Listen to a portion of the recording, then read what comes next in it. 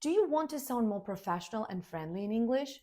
I got you. In this lesson, I'll show you 5 simple ways to be polite that work both at work and in everyday life. By the end of this video, you will have short, ready-to-use phrases and simple formula that you can plug into any request, any conversation. Hi friends, welcome back to English for Tech Professionals.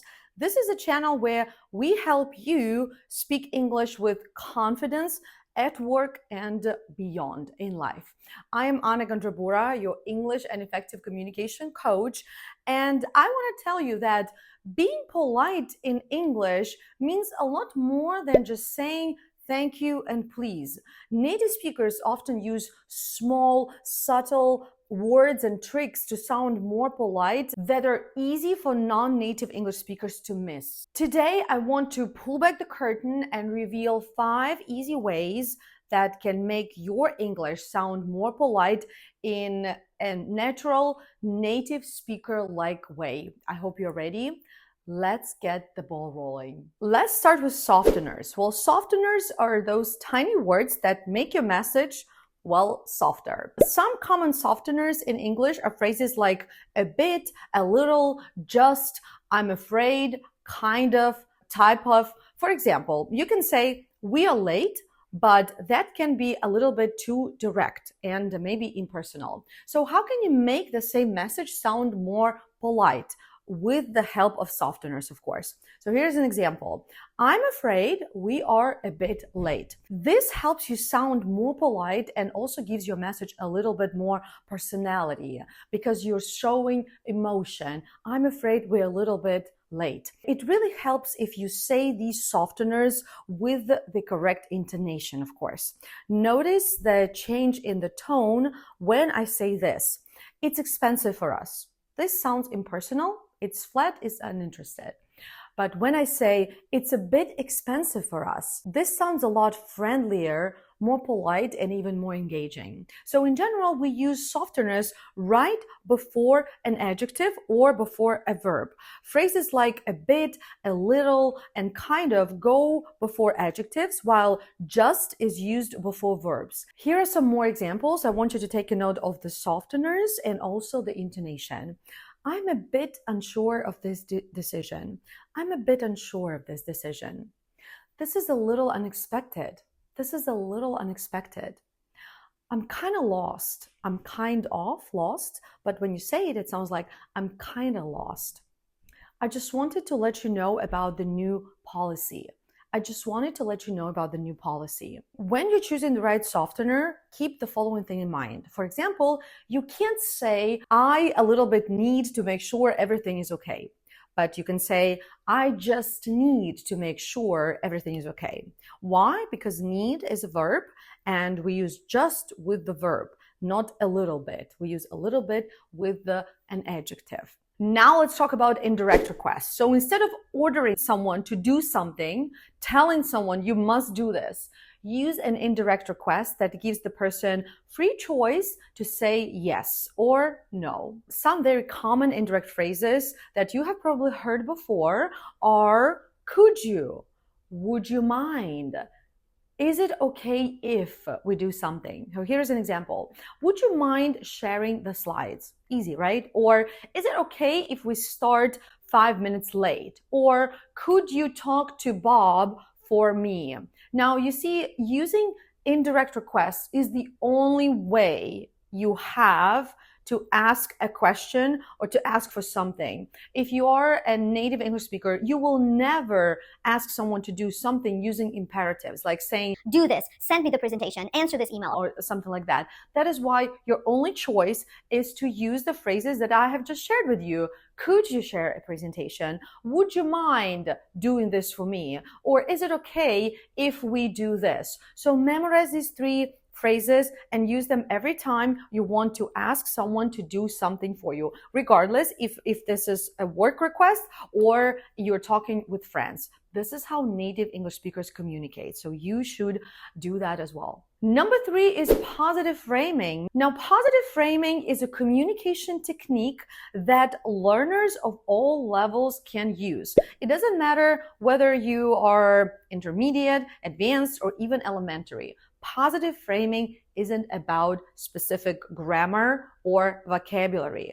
It's about taking a negative situation and turning it into something positive. In a work context, positive framing means shifting from "we cannot do this" to "what we can do is." Basically, instead of talking about what you can't do, talk about what you can do. But of course, don't lie that you can do something that you can't. Let me give you an example. For example, we can't ship Friday, but we can deliver a tested build on Monday. Or what we can do now is focus on the top 3 bugs. You see, you're not lying here, but you're still being honest about your limitations, but you are guiding the listener towards a practical path forward. Generally, I would like to add that positive shifting is great for your personal and professional development, because once you learn how to see positive things in every negative thing, you will develop your mindset into a growth mindset. I think I talked about this before in my previous videos, the difference between growth mindset and fixed mindset, right? Fixed mindset, this is when you are limiting yourself. And the thing about fixed mindset is that you're usually negative. So you say, "we cannot do this, this is impossible." But when you start seeing things in a more positive way, and instead of saying, "I cannot do this," you can say, "I cannot do this, but what I can do is the following thing." This is when you develop your growth mindset, and growth mindset definitely helps us get what we want. So highly recommended. Okay, so we are more than halfway through. I promised 5 techniques to sound more polite. We have done 3, 2 more on the way. Let's get to it. 4th is appreciation, my favorite. Simply show appreciation and say thank you as often as you can, and you will sound more polite. What you can say instead of just plain thank you? Well, try these phrases. "I appreciate that." "Thanks for helping." "I appreciate that."